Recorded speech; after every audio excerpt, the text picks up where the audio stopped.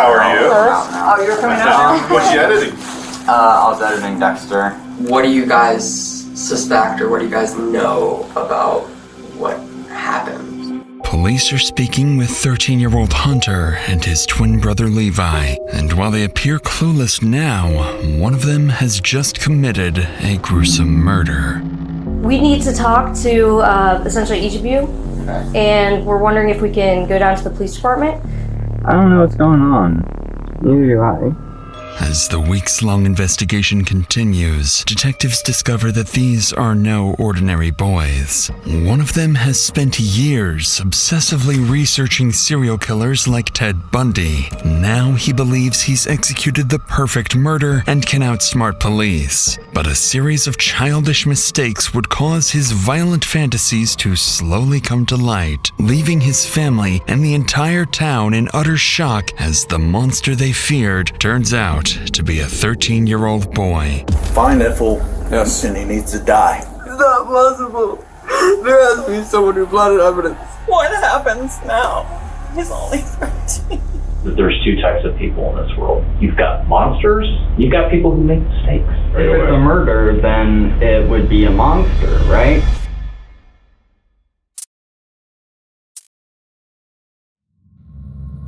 It's 2 a.m. in the small village of Fairfax, Ohio, and tonight, a 13-year-old boy decides this is the night he becomes a serial killer. For years, he's been obsessed with true crime content, and with his family preparing to move away the following week, he's finally ready to put everything he's learned into action. At 2:30 a.m., he slips out of his house and walks less than 10 feet to his neighbor's house next door. Once inside, the 13-year-old puts on a pair of gloves, something he learned on YouTube that would prevent him from leaving behind his DNA. He moves silently through the house before approaching the bedroom of an elderly woman. At 2:40, he begins strangling her, but despite months of preparation, he quickly realizes this will be far more difficult than he expected, because when the woman wakes up, she fights back, punching and brutally scratching the boy's face. But just minutes later, the woman is dead, killed at the hands of a little boy. At 3:15 a.m., he's back in his own bed, as if nothing ever happened. It's just past 11 a.m. on a Sunday. Many Fairfax residents are returning home from church when the Fairfax police receive a 911 call, unlike anything they've heard in years. 911, what's the location of your emergency? 3919 Germania. I think my sister's might have been murdered. It might be some blood. I don't know. Okay. She did not respond when I yelled at her. All right, sir. I have help coming out there for her, okay? You know that Okay, thank you. Might want to harm her or anything like that? Absolutely nobody. On the line is 61-year-old Sheila Tenpenny, insisting his sister had been murdered, something almost unheard of in this area. Moments later, first responders arrive at the house, unaware they are not only walking into a carefully staged crime scene, but that the killer is still nearby, watching police's every move. Yeah, let's go ahead and get it out. We'll do confirmation stuff here. Is this confirmed? Hey, I don't know if he believes this is a murder, so camera on. It's on. It's been on since I hit my wife.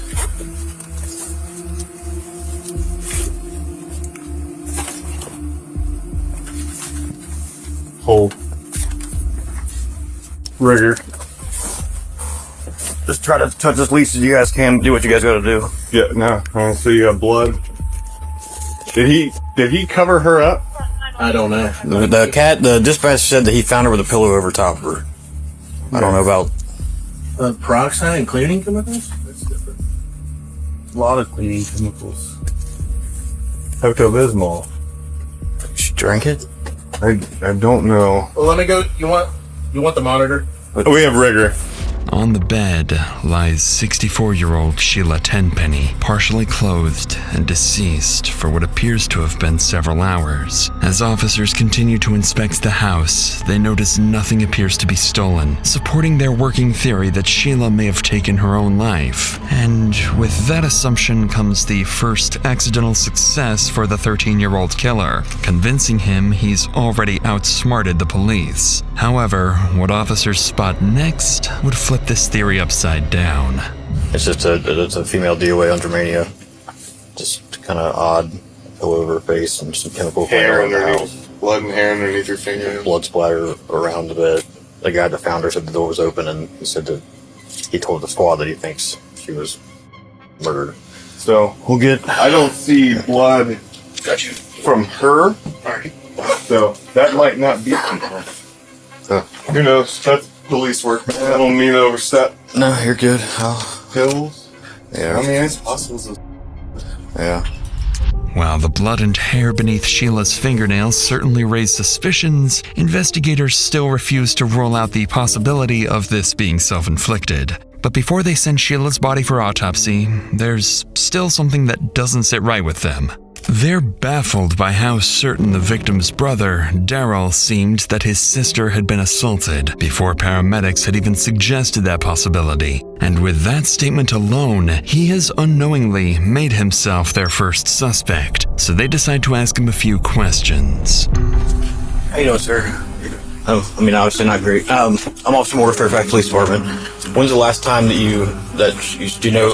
Yesterday. Do you know what time about, or did you talk to her or see her? I seen her, and actually, 7:09 p.m.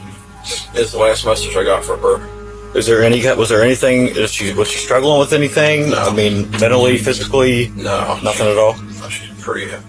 Okay, so you made a comment to these guys when they first got here that you thought, like, She was laying on the bed with her legs spread, and it looked like there was blood, and her head had stuff on top of her, like someone tried to smother her, and she looked like they ripped her thing open. And I yelled at her, and I didn't see no movement from her whatsoever, and I just turned around and walked out. I didn't. Interestingly, Daryl never mentions performing CPR. And while police now know it likely wouldn't have saved Sheila, that's not something Daryl would have known for sure. And right here comes the second lucky break for the teen killer. Because every good murder needs a fall guy, and the police have just taken the bait with Daryl. Shortly afterwards, Daryl's interview wraps up, the scene is secured, and officers return to the station to await the autopsy results. But as investigators leave the house, they would overlook a crucial piece of evidence. Lying beneath Sheila Tenpenny's body was a men's wristwatch, a seemingly insignificant detail that would later become one of the key pieces of evidence used to solve the entire case. 1 week passes, and then comes the update investigators have been waiting for. The forensic and DNA results arrive, completely overturning their initial assumptions. Investigators determined that Sheila Tenpenny had suffered blunt force trauma to the head and neck before ultimately being strangled to death. But they also confirmed something crucial. Sheila had managed to fight back. On her hands and beneath her fingernails are traces of blood and tufts of hair, DNA belonging to an unknown male. With these disturbing findings, there is no longer any question. This is a homicide. So early Monday morning, officers returned to the neighborhood, going door to door in search of anyone Sheila may have wronged, and anyone with fresh defensive wounds. But in reality, the detectives couldn't be more off track. While the young killer quietly brags about the murder online, growing more confident by the hour, knowing the victim had absolutely no enemies. And as police begin surveying the neighborhood, they have no idea which interaction will bring them face to face with Sheila's killer. So you're one of the trusted family members. What we're doing is getting elimination DNA from anybody we talk to, as long as you're willing. Thank you very much. And then how about your hand? Just let me double check your hands. I know you work with them on the other side. Yeah, that's great. I can't believe they haven't got a lead or anything. There's a lot going on, I'll say. So this is just part of the process. Here's my card before I forget, in case you have anything else or need to reach out. I email and phone numbers on there. find that fool. Yes. And he needs to die. Yeah. Capital punishment. I wish we did that more often, to be honest with you. So. I mean, if he gets out, he's going to do it again. You can't cure you don't that. fix that. Yeah. You don't fix that. I agree.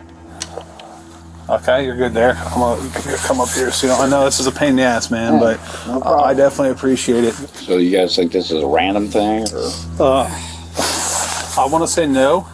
I do. Well, but from what I've heard, a guy down in that new house over there, and a couple others. I've been out here having my cigarette. Sure. I hear, I think the brother did it. And they're going to arrest him in a couple, 3 days. I'm like, what? You think the brother did it, huh? Yeah.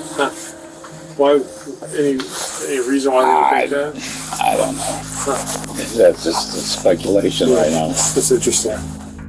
After speaking with more than a dozen people, officers uncover a major new rumor. Many in the village suspect Sheila's own brother, Daryl, is responsible. With this as their only real lead, another team of officers led by Special Agent Richard Ward makes a surprise visit to Daryl's house, less than a mile away. And for the actual killer, the plan appears to be working even better than he imagined. Suspicion has successfully shifted onto Sheila's own family member, pulling detectives completely off his trail as they begin focusing in on Daryl. For now, though, officers have just arrived at Daryl's house, where it would soon become clear just how lucky the kid got and why Daryl makes the perfect fall guy.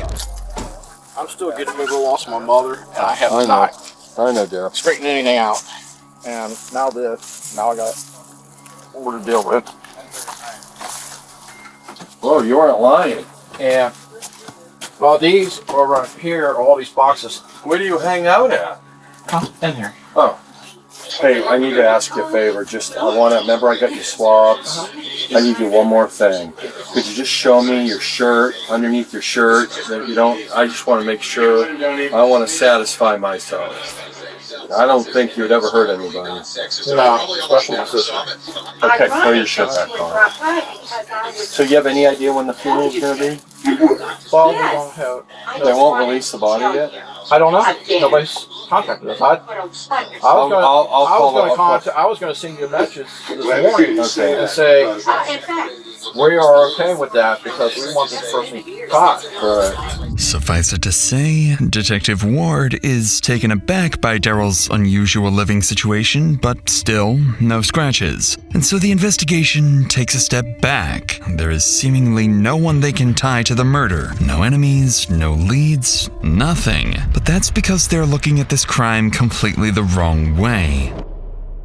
With the investigation at a standstill, officers canvassing the area continue knocking on doors until they reach the neighbor directly across the street, just 50 feet from the victim's home. It's one of the homes where no one answered earlier, and as they approach the front door, the homeowner, Rebecca, steps outside, unaware that, in the next few minutes, her life is about to be turned upside down. So I don't know when it actually happened. I know that we saw like the trucks or cars or whatever on Sunday. So and actually Sunday morning at like 6 a.m. We had to run to the ER because my son, the cat, I guess, was sleeping on his face, and they startled each other in the dark. Oh man! And it scratched him, and so we were worried that it could be bad or infected. And so Is he okay? Yeah, he's fine. Okay. It wasn't a big deal, but it was just like traumatizing, and I was like, everybody get in the car. Just a few feet away, 13-year-old Levi Carte looks through the living room window and notices his mother speaking with police officers. Panicking, he pauses the YouTube video he was watching, runs up to his room, and locks the door. Back outside, officers begin piecing things together. The boy with fresh scratches across his body could very well be tied to Sheila's murder. In a few moments, detectives will step inside to follow up on this lead. But what they will soon find will defy their expectations. But before we get to that, it's worth noting that covering stories like this, you've realized just how much people are forced to carry. Fear, trauma, even the day-to-day burden of surviving. And sometimes that weight shows up in other ways too, like debt. Do you feel crushed by debt? Those high interest loans, that mountain of credit card debt, or even the overwhelming medical bills? All the debt that has been keeping you up at night could be gone quicker than you think. Imagine being debt-free, not in 10 years, but in as little as just 2 years. Think about that relief. You can finally feel free. PDS Debt are experts at making this happen. They know precisely how to negotiate with the companies you owe, strategically working to get you a resolution where you owe them significantly less and can be relieved of your debt. They listen to your unique situation to create a personalized plan that works, regardless of your credit score. There's no minimum required to see how they can help you. They tackle credit cards, personal loans, collections, medical bills, finding the right solution to save you money and get you debt-free faster, putting you back in control. And their results speak for themselves. PDS Debt holds an A+ Better Business Bureau rating, boasts hundreds of 5-star reviews on Google and Trustpilot. That's because they've helped tens of thousands of people break free of debt. Stop living in debt. Get your free assessment and find the best option for you right now at pdsdebt.com/insanity. You're just 30 seconds away from starting to get out of debt. That's pdsdebt.com/insanity. With that said, let's get back to the scene, where detectives are about to go inside Rebecca's house. Unknown to them, what they are about to find inside will be nothing like they expect. Do you care if we come in, or you want them to come? Okay. The only reason we're outside is because I was feeling stressed out. Alright, I do have 2 cats though, so. No problem. Come on in. Hey guys. Hello. Do you wanna come out here or no? I haven't been really transparent about what happened across the street, and people who are investigating are talking to everybody, and they just want me to talk to everybody who lives. Hey bud, can I talk to you? Do you want to talk in the living room or do you want to talk in your room? There are people who live here that talk about something that happened in that tree earlier this week. I know, what game are you playing over there? Is he gaming? Yeah, he is. Dexter? Oh, he's cap cutting. Oh, editing. Oh, hi. Oh. That's cool. Now you are Hunter. Do you want to come sit down? Yeah. Naturally, this is not the suspect the detectives were hoping to see, as 13-year-old Hunter Carte enters the room. Realizing they may have jumped to conclusions, the detectives still begin to question the boy. Perhaps he knows something after all. So we're with the Ohio Bureau of Criminal Investigation, and we're just talking to people to see if they might have heard or seen anything unusual that happened over the weekend. No. Right. Yeah. Sorry? We just thought we'd ask. Yeah. Yeah.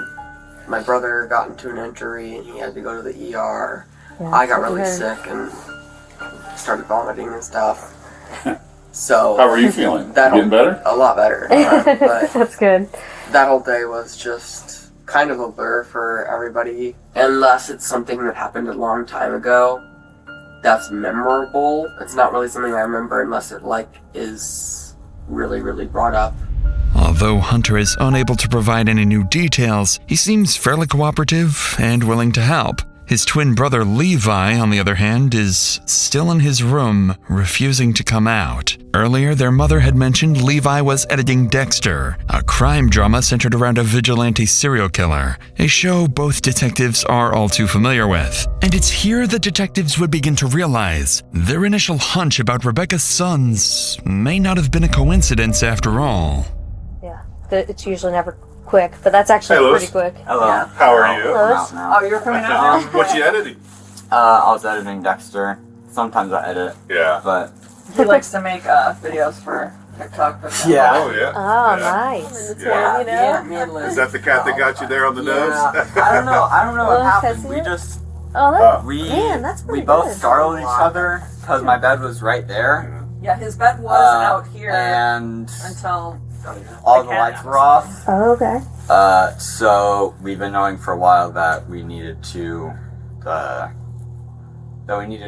cut their nails. Hunter's been saying that for I know. a long I time. felt so guilty because I had So to. us moving, I mean, we know everybody knows that cats just are awkward. So us moving, Marshmallow being weird because we're moving, and Is Marshmallow the cat? Yes, and we had a a play set for them, and we packed it up. So that's also probably another thing.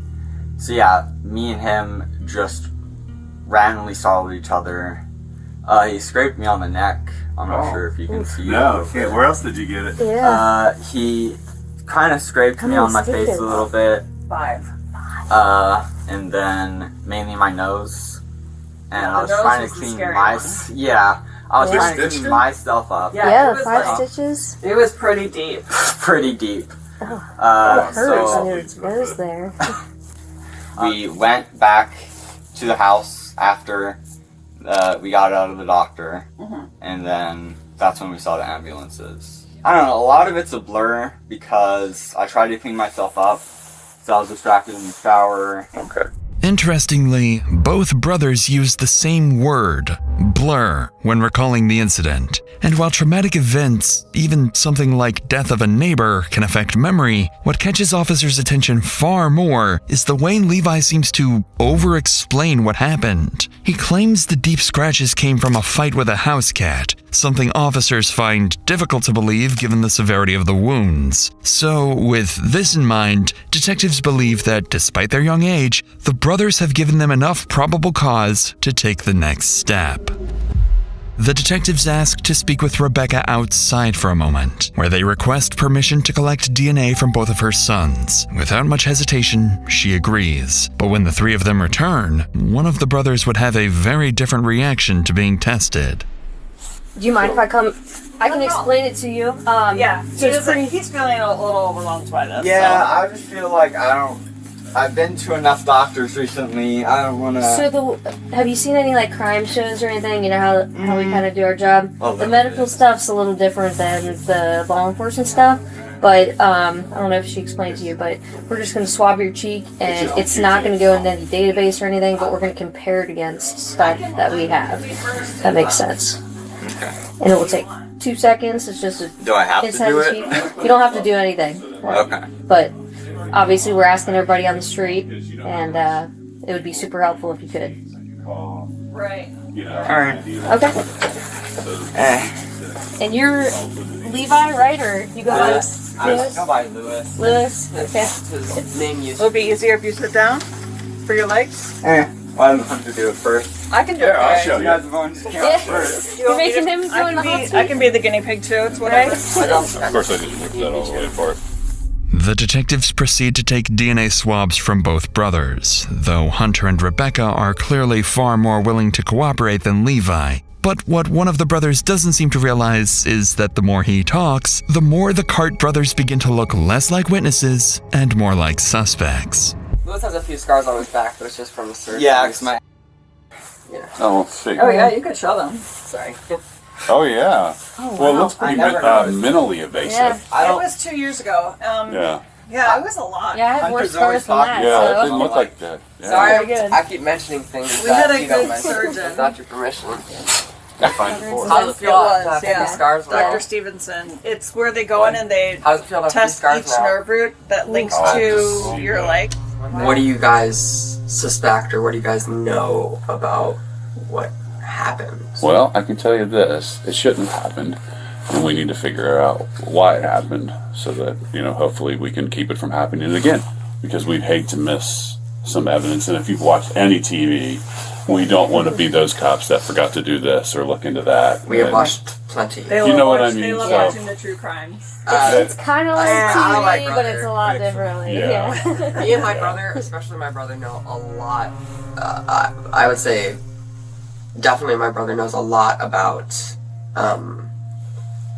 just the police in general. He wants to go into the Marines when he gets older. Nice. Yeah, I do. Oh, nice. Yeah. Well, That's cool. recruitment Yeah. is always there. Everybody's looking for. Yeah. Those are hard spots to my fill anymore. disability, I don't get. Yeah, there's a spot for everybody, in my opinion. Me and Lewis have both agreed that him especially is a lot more mature than most kids our age. Oh, so you can handle this news. You guys are handling it pretty well. Yes. Yeah. Strangely, Hunter continues offering interesting details without being prompted, insisting that the teen brothers are far more mature than most kids their age. And when he brings up Levi's injuries, Levi becomes visibly uncomfortable, giving his brother a long, chilling stare. By the end of the interview, the twins no longer seem like ordinary kids to the detectives. Their fascination with true crime, gory shows like Dexter, foggy memory, and, of course, the hard-to-explain cat scratches on Levi all point towards something deeply unsettling. With DNA collected, investigators return to the station to brief the sergeant on everything they've uncovered. Now all they can do is wait for the DNA results from Daryl, the Carte twins, and several neighbors and family friends to come back the following day. Still believing a deranged killer may be at work, investigators know that until he or they are caught, no one in this quiet village is truly safe. The next day, the DNA results finally come in, and investigators are stunned. Both of Rebecca's sons are a match, but that doesn't necessarily mean they were both at the scene. According to the forensic analyst, the lab cannot tell Levi's DNA apart from Hunter's, because identical twins share the same STR markers. Needless to say, investigators are now facing an extraordinarily rare problem. But even with these findings, detectives struggle to process the fact that the suspects are only 13 years old. Not only would they have to be deeply disturbed, but they would also need the physical strength to carry out a crime this violent. Then again, their age could also work in the investigators' favor. Teenagers are more likely to slip up, confess to friends or family, or leave evidence of their actions somewhere online. The problem is, detectives have enough probable cause for a search warrant, but not enough to formally detain Rebecca or either brother, something they absolutely cannot let the family realize. Nevertheless, they return to the family home, hoping they can persuade Rebecca to bring her sons to the station, allowing investigators to begin searching the house the moment they leave. But the situation is incredibly delicate. One wrong move could spook the family and shut down the entire investigation. Hello, Becca. Hi, we're back, yeah. How are you? You left your keys in the door. We just walked in the house. Do you need to come in? What's going on? Yeah, that'd be great. We have a couple things to talk about. Okay. Hi, guys. We just sat down to eat. What you guys get? Thanks. Do you just need me or? Yeah. So, Are all three of you here? are all three of you here? Yeah.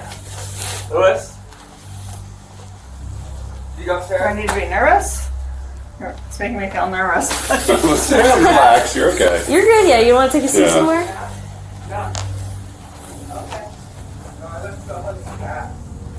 It's okay.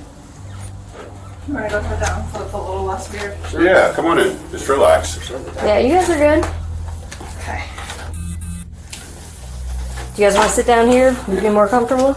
Hey, Lewis. Sure. Did you get Kings too? Yes, Yep. we literally just walked in the door. Here. We need to talk to essentially each of you, and we're wondering if we can go down to the police department, just so we have a better area to talk. Okay. So if you guys want, let's put some shoes and socks on, maybe a coat, and then we'll head that way. Clearly, detectives didn't arrive with a strong plan and are instead relying heavily on improvisation. Somehow, though, despite not having their answers fully prepared, they appear to be succeeding in getting the family to the station voluntarily. But that can only work for so long before someone catches on. Do we need to be getting lawyers or something? I'm feeling nervous about this. I don't. You're welcome to call an attorney. Also, like, do we have to go? Is this like a right now thing, or is it We would like you to. Yes. It would make, you don't have to do anything, I suppose. Right. Okay. I don't know. I feel uncomfortable. I'm not. How about we get there, we can explain kind of what's going on, give you some more info, and you can always, Okay. Well, do you want to Have us explain what's explain going some more. on before we head out there? And do you mind if we do that outside? sure. Sure. Do you guys want to wait a second? Is that what you mean? All three of you outside, if possible. Okay. We need to go over some things in the neighborhood with you, ma'am. If we could go back to Fairfax so we don't have to sit in the rain. Yeah. And we got some pictures I want to show you, and I'll show you and your sons. And there's a bunch of stuff we want to talk to you about. So, Okay. all right, you guys good? Are we under suspicion for something? Or We just want to talk to you. I think you guys could help us clear a lot of things up around here. So, okay. all right, let's go. Hey, John. Yes, sir. And he'll ride with you. Oh, okay, that works. Before we get in, I just got to make sure there's nothing on you. It's going to stick me, poke me, cut me. Yep. All right, actually, if you want to step over there to him right there. All right, you can just have a seat right there for me.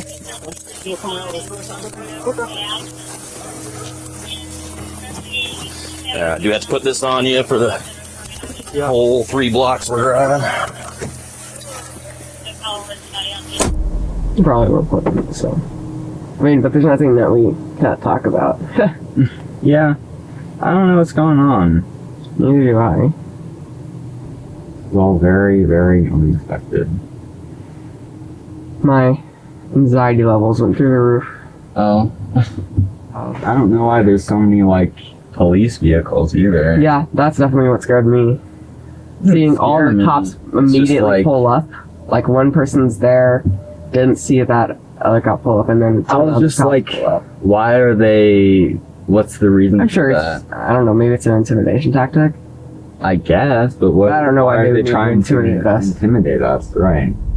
Miraculously, despite the detectives' sloppy handling of the situation and Rebecca's growing skepticism, they still managed to convince the family to come to the station. For now, they've purposely kept the twins together, hoping the cameras might catch something incriminating. But the brothers have seen this tactic before and say nothing, foolishly convinced they're outsmarting the police. Investigators have also just confiscated their phones and obtained house keys from Rebecca, allowing them to begin searching the home for any evidence tying the boys to the crime. But despite these small victories, this is where detectives would face a major reality check about their strategy. Upon arriving at the station, the twins are quietly escorted through a separate entrance and separated from their mother. The twins don't seem particularly worried, calmly following detectives into the interrogation rooms. But for Rebecca, the situation is very different, because the moment she's finally informed that her sons are about to be questioned without her present, all hell breaks loose. I don't want food. I want to get our lawyer and have my children stop being questioned without a lawyer present immediately. Okay. So let's make that happen. I don't know who's doing what where. Nope, but I can Yep. go get that figured out for you. It needs to happen right now. Yep. Okay, yeah, I'll go today. I got it.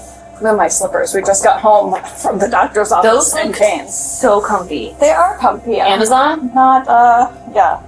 I find the best things on Amazon. People are so against it. Really, I know you're being friendly. I need to know my children are not being questioned and that they have a lawyer. You didn't let us know that we were being detained. You're not being detained. You're free to go. No, you didn't let us know that you were detaining my children. They're free to leave. You did not. Right now? They're allowed to leave right now. Let's go. Right now.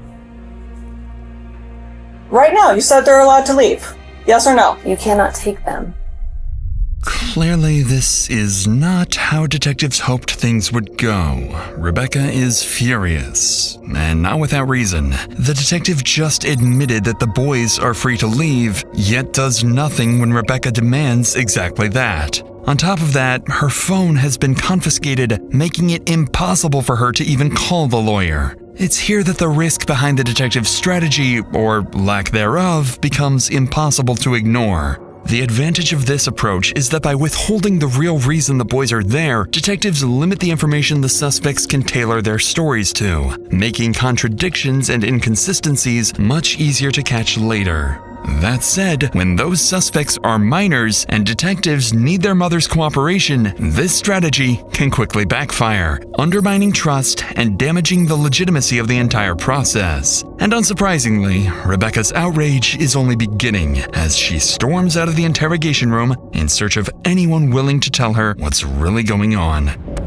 Are you accusing them of murder? I am not. Is that why they're being detained? Because they're under suspicion for murder? They're questioning to find out if they know any additional details. How would about they it. know anything? Unless don't- you were accusing them of I don't murder know and what you they think that they know. murdered someone. So that's I'm our saying perspective. this whole charade, the way we've gone about this and approached it and slowly showed things to me because I've asked questions and not because you were transparent, is not okay. It literally just says we have the ability to search all of your belongings. It doesn't say... For what reason would they want to search the belongings? It says for murder. Because we're investigating the murder of the neighbor. Yeah, and my 13-year-olds have not murdered anyone. Okay, well, we're trying to find further information that was divulged yesterday to put the pieces together. So I'm not going to be told anything.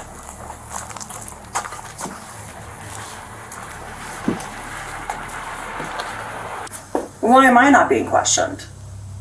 We would love to talk to you if you would be willing to talk. I'm literally standing here waiting. Well, we were trying to talk to you, but you want to make phone calls and do all those things. If you'd like to talk, we can talk. You're well aware. Hey. So, A lot. And nothing, because they're not telling me anything.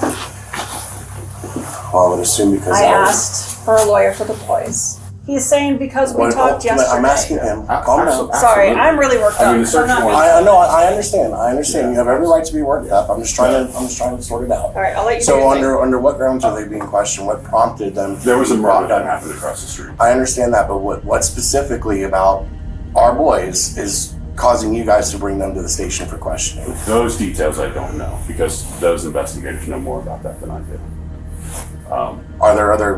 Are you guys bringing in every neighbor to? We did 25 yesterday. I know myself and another agent. To the station. Well, I don't know how many people got brought here. We're also doing a search warrant at the house too. So a judge has granted us search warrant for her house and who else? Well, the search warrant is for the house and the vehicle on the property. Our house and vehicle. Okay. Were there other search warrants for other Not that I'm aware neighbors? of. You guys are questioning two 13-year-old boys. Well, we're not. Someone is. You're absolutely correct. But I don't know. You know what I'm saying? I do.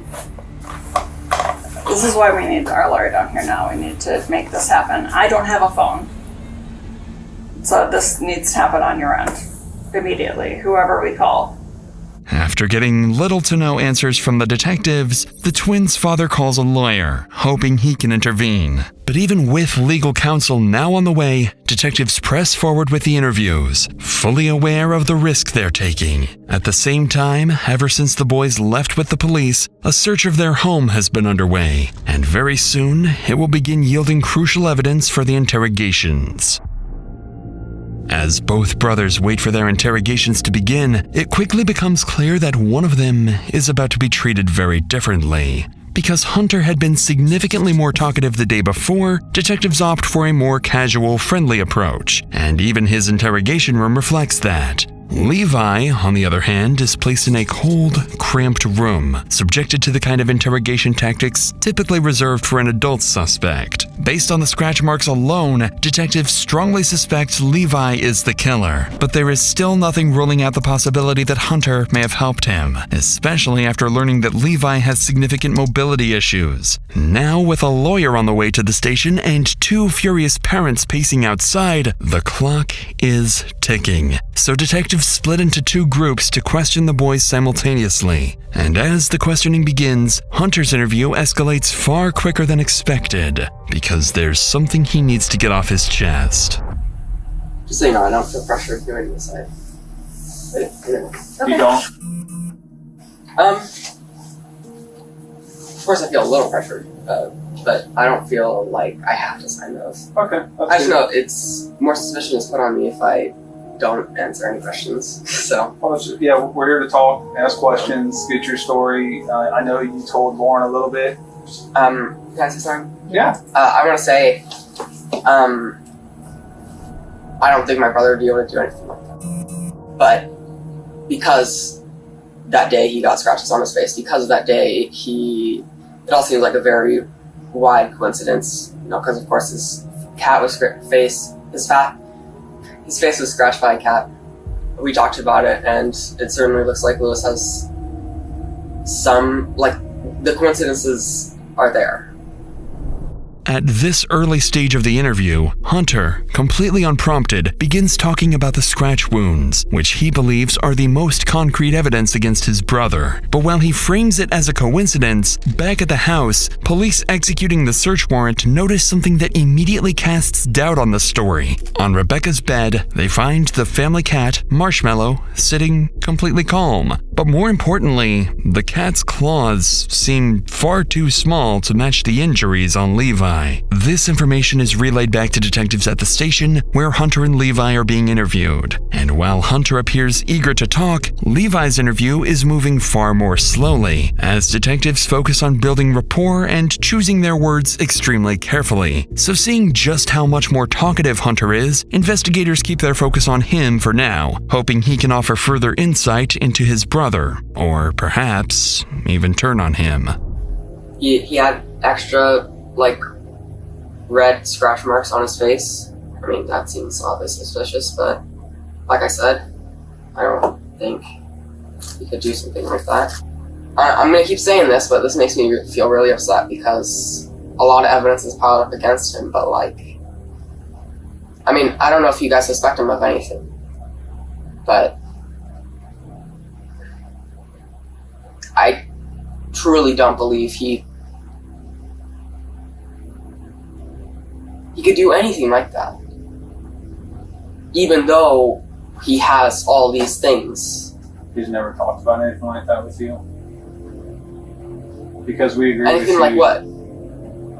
About hurting somebody, or when he gets triggered, he gets upset and acting out and just saying things, or, I don't know how he behaves when he's triggered. No, like I said, no, he doesn't behave weirdly when triggered. He just doesn't.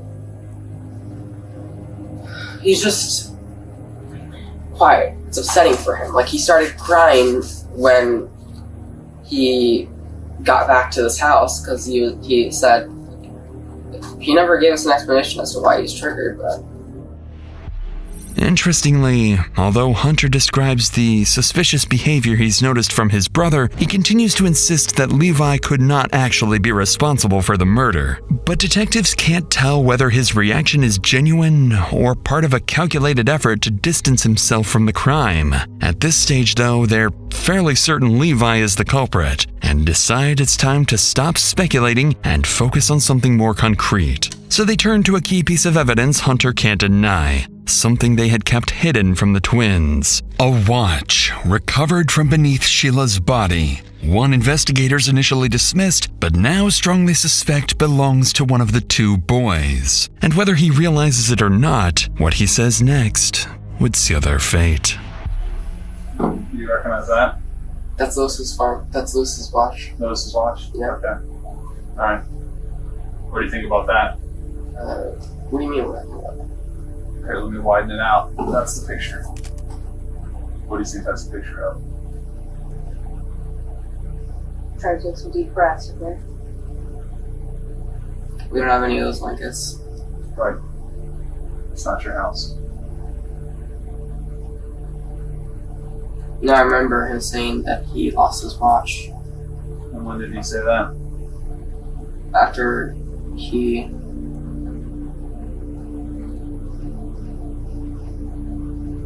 got home. Also, I'll show you one more picture. he sounded, the way he said, I don't know where my watch is. I don't feel a person could say that. A person would say it that way, knowing that, they wore their watch if they did that. Are you saying he purposefully hurt? We don't know what his purpose was. We just know he made a mistake. How would he even do that? He's fucking disabled. How would he sneak out of the house, get into the house, stab somebody? Is it true that them? Is that true? Did you find DNA evidence? We're not gonna.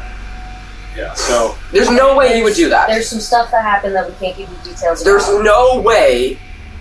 There's no way. From the beginning. If he.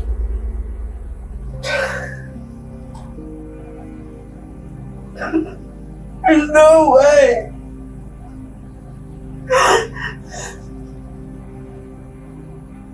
It's not possible. There has to be someone who planted evidence. There has to be some misunderstanding. At the thought of his own brother being responsible for the murder, Hunter appears to completely break down. Detectives realize he's now too emotional and overwhelmed to provide any more reliable information, so they decide to end the interview. Despite failing to secure a confession and not fully ruling him out as a suspect, still, they've learned something important. More insight into Levi and confirmation that his watch was indeed at the scene. But just outside the interrogation room, the boy's parents continue arguing with deputies. And with a lawyer coming to intervene, investigators are running out of time. If they want to secure an admission before the interview is shut down, they know they need to raise the stakes with Levi. So the detectives interviewing him finally move on from building rapport and shift the conversation to the scratches, testing whether his explanation matches the one he gave the day before. Do you know what we're investigating? I mean, I know something happened down the street. Across the street? Or across the street, right in front of me. Right. A woman was murdered, right? So we're trying to find out what happened. I mean, I've already talked to FBI investigators. My cat had randomly woke me up with all the lights off, like sitting on my neck. So it like scratched my face. I felt very bloody, obviously. There was a lot of scratches on me. Usually, because of my disability as well, I use like a shower chair. Yeah. Because I can't really stand for that long without getting like super fatigued and falling or like walking around for too long. I didn't use the shower chair because I didn't want to make a bunch of noise and make anybody up. Right. So I ended up literally falling, and I fell and like hit my head on the shower hose. Where'd you hit it at? I think like around here, like right here. Jeez. So I don't know. Did that cause you to bleed more? Yes.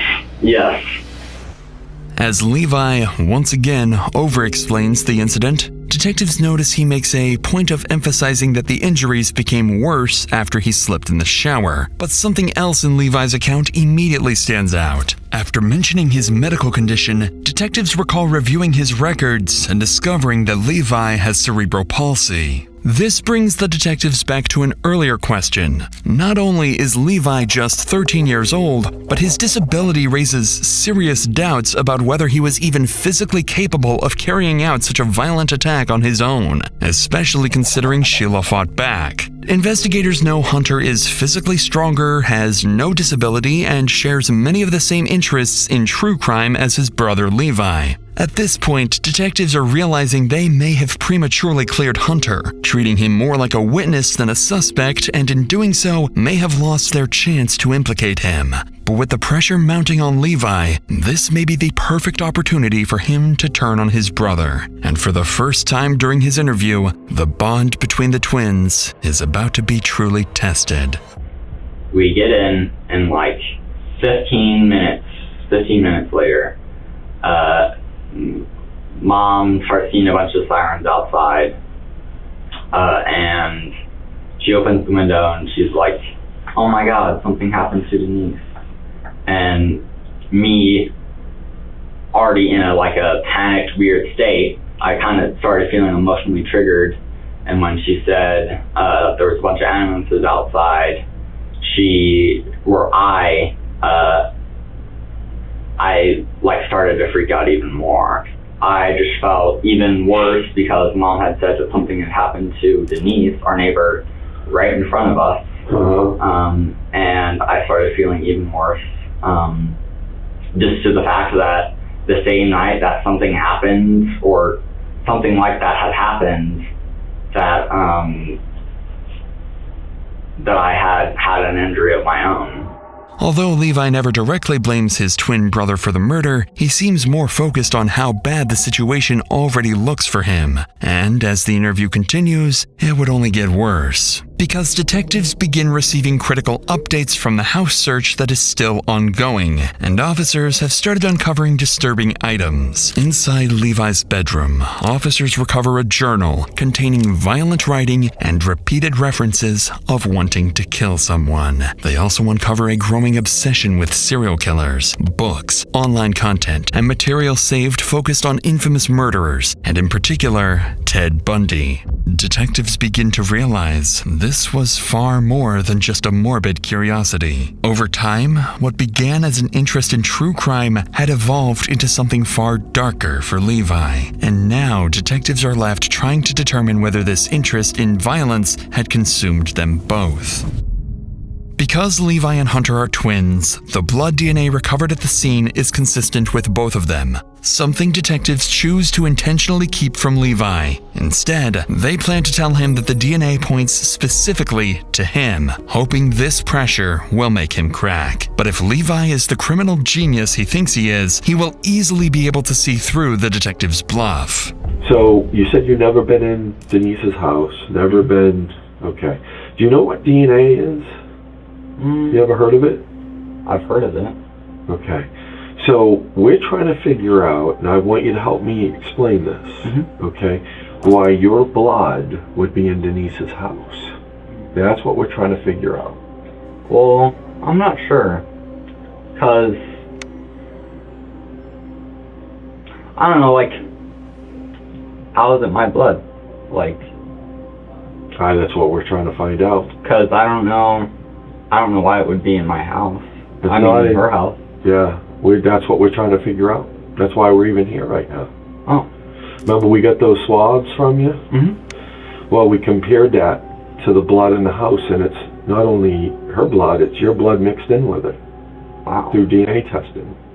I don't know what explanation I could give you, or even come up with, that would be equivalent to how that would happen. There's only one person here that knows, and that's you. How do you know that? Because there's no other way that part of you can be in that house without you never being in there. I can agree with that. Right? So that's why I just need an explanation as to how. I'm just trying to wrap my brain around it. You know? Well, I have to wrap my brain around it first. Yeah, so that's we need to wrap around together. You know? Can you help me with that? I can, if you help me.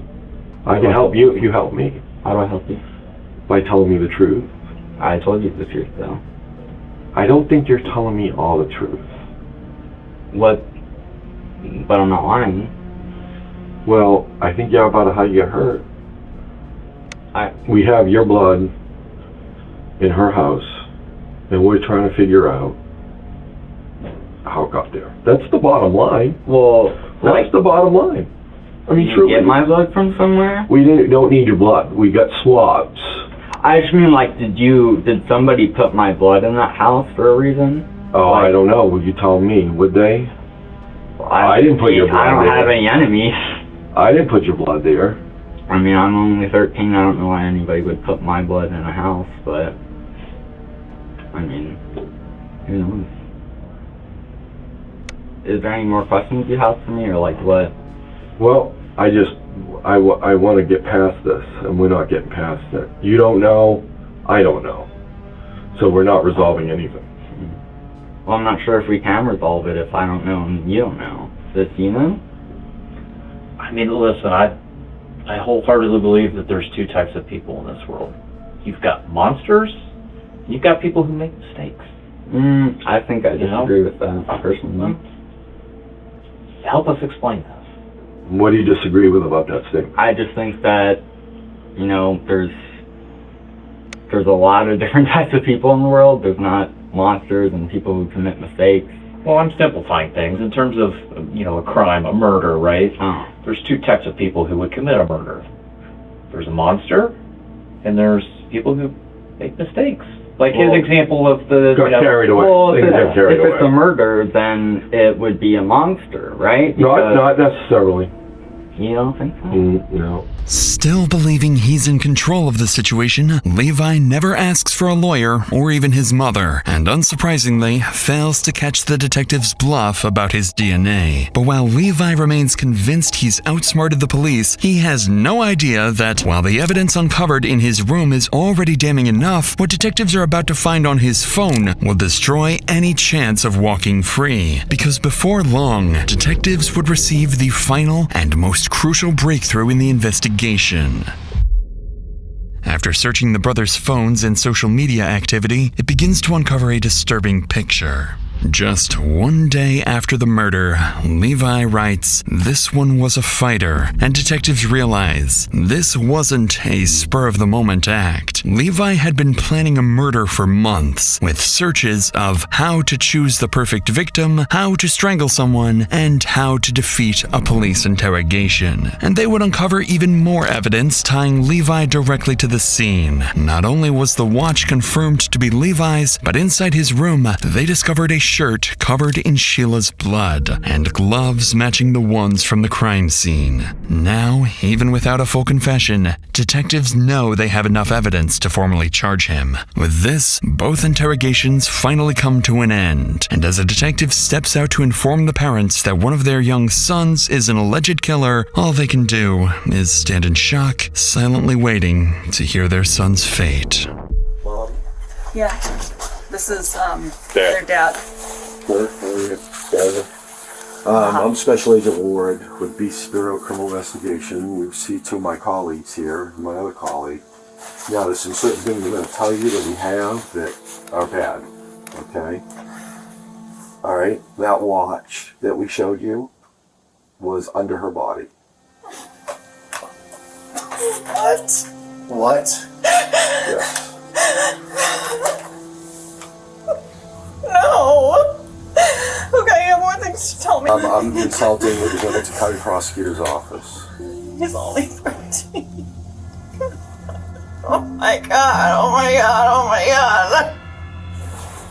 Well, I know, honey, I know. Okay.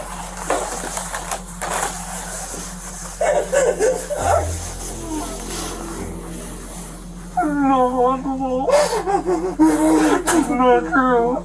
No. I'm not. I feel like such a over being so stern. I never. You're a mom. There's no way you could have known. After finally learning what their son had done, Levi's family are left to come to terms with a devastating reality. With the overwhelming evidence against him, on November 10th, 2025, Levi Carte ultimately pleads guilty to aggravated murder, aggravated burglary, and strangulation in the killing of Sheila Tenpenny. And because of his age, Levi receives the maximum sentence allowed under juvenile law. He will remain in a juvenile facility until he turns 21, meaning he is expected to be released in 2033. But for Sheila's family, the outcome still doesn't feel like justice. Under juvenile sentencing laws, Levi cannot legally remain incarcerated beyond that age. And at Levi's sentencing, the lead investigator warned the court, telling the judge he made a mistake. It was good luck for us that he did, but in the future, is he going to learn from those mistakes? That's what I'm concerned about. For the detectives involved in the investigation, there remains a terrifying possibility that Sheila was not the end of Levi's violence, but only the beginning of what he could be capable of. And while this case left Ohio shaken by a killer no one ever expected, our next case unfolds somewhere danger is never supposed to reach. Inside St. Vincent North Hospital, more than a dozen gunshots sent patients and doctors into lockdown as SWAT officers move floor by floor searching for the shooter. Hospital still on lockdown. Shooter has not been located. This way. That way. Just go that way.